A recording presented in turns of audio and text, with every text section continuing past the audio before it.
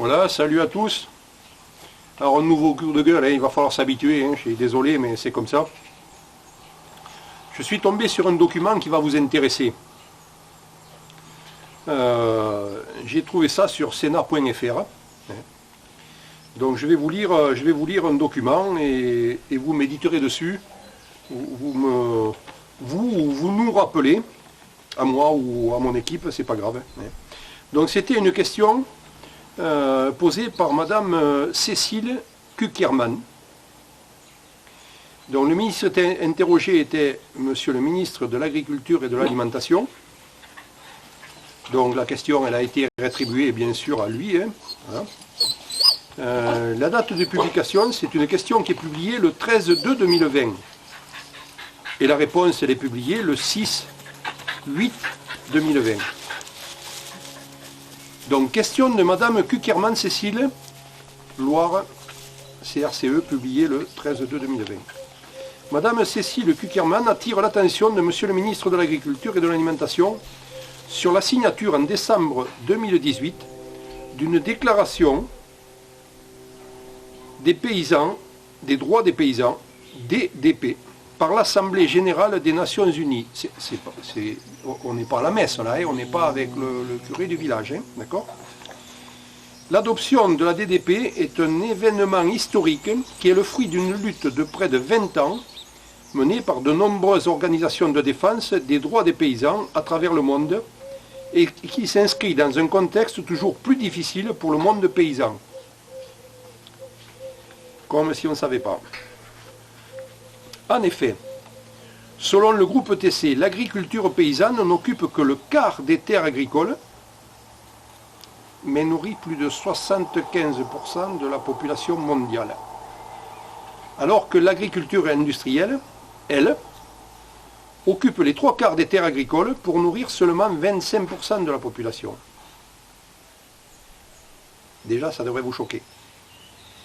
Par ailleurs, depuis plusieurs décennies, la marchandisation et la financiarisation de l'agriculture ont entraîné partout dans le monde l'expulsion de communautés rurales, dépossédées de leurs biens, ainsi que l'augmentation de la violence et de la persécution à leur encontre. Elles ont également conduit à la privatisation des semences, à la déstructuration des marchés locaux, la dégradation et la contamination des espaces naturels, aggravant ainsi la situation d'insuffisance alimentaire et poussant à la migration, on en a le fruit. En France, la situation des paysans, déjà précaire, s'est fortement dégradée, poussant au suicide nombre d'entre eux. Ça, vous savez, on en parle souvent. La défense de leurs droits constitue un enjeu majeur en termes de sécurité alimentaire et pour la préservation de notre environnement. Alors là, ça devient important, ça se corse. Alors que 120 pays adoptaient cette déclaration des droits des paysans le 17 décembre 2018 à l'ONU, la France, pays des droits de l'homme, s'est abstenue. D'accord ?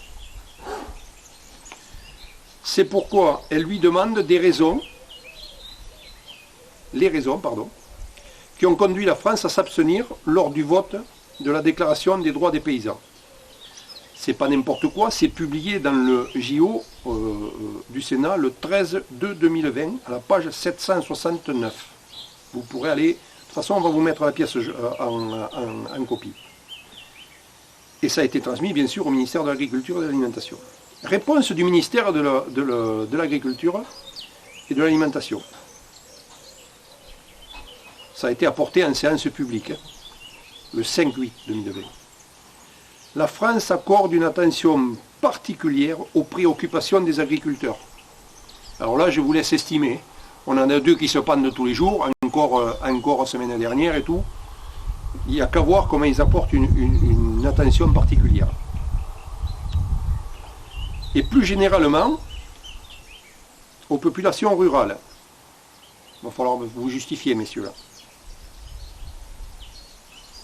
Il est essentiel en particulier d'aider ces populations à faire face aux enjeux environnementaux, climatiques et à vivre dignement de leur travail. Alors là, je vais faire une parenthèse.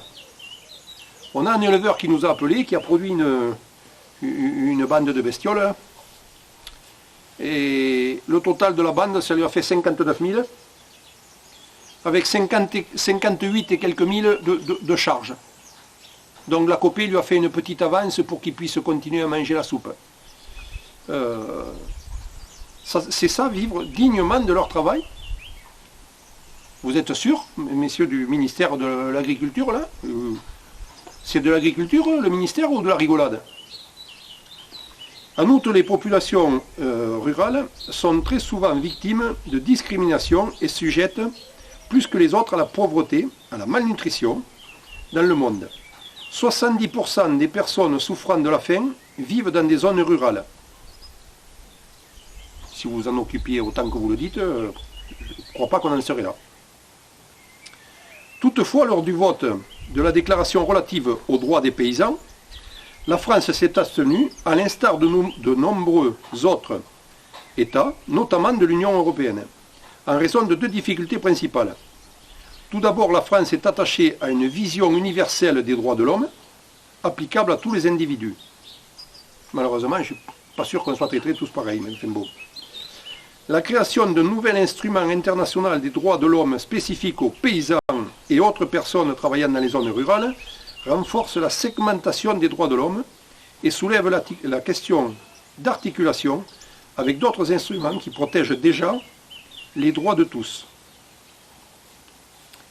Cette difficulté s'est avérée d'autant plus prégnante que le champ d'application du texte est défini de manière trop imprécise, notamment le terme de paysan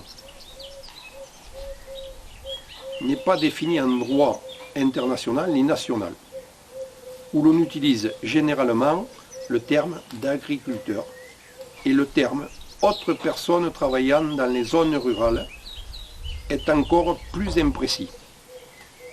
Par ailleurs, la France estime que le texte conduit à la création d'un nouveau droit qui entre en contradiction avec d'autres droits existants reconnus. Droit de propriété et droit de propriété intellectuelle tels que définis par l'Union internationale pour la protection des obtentions végétales, par exemple, et avec des instruments internationaux tels que le traité international sur les ressources phytogénétiques pour l'alimentation et l'agriculture, ou encore la Convention sur la diversité biologique.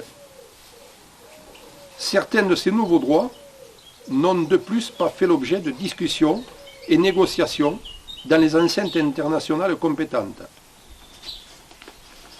Donc, droit aux ressources naturelles, droit à la terre, droit aux semences, droit à la diversité biologique, droit aux moyens de production, il ne s'appliquerait de fait qu'aux catégories de personnes visées dans la déclaration. Voilà, on va vous mettre le tout en pièces jointes, vous pourrez aller voir. Mais quand on voit donc à l'énoncé que 128 États ont signé ce truc et puis que la France s'abstient, je trouve que si on voulait s'occuper des paysans, la moindre des choses, à moins qu'il y ait 128 qui soient désorientés complets et un seul qui soit dans la réalité. Remettez-vous en question, messieurs. Je pense que le problème, une bonne partie, c'est le ministère de l'Agriculture qui a la clé. avec, vous savez, c'est ce qu'on appelle les syndicalistes, là, ceux qui doivent aider à tout ça, là. Ceux qui s'échappent quand il faut recevoir quelqu'un qui dit les vérités en face. N'est-ce pas, Madame Lambert? Vous êtes sorti du circuit, salut maintenant. Non, non, c'est pas comme ça que ça va se passer. Tôt ou tard, on finira par vous demander des comptes pour ce que vous avez aidé le ministère de l'Agriculture à faire valider toutes vos défaillances, si je peux l'appeler comme ça. On va vous mettre tout ça en pièces, vous le lirez, vous allez voir, c'est édifiant. À bientôt.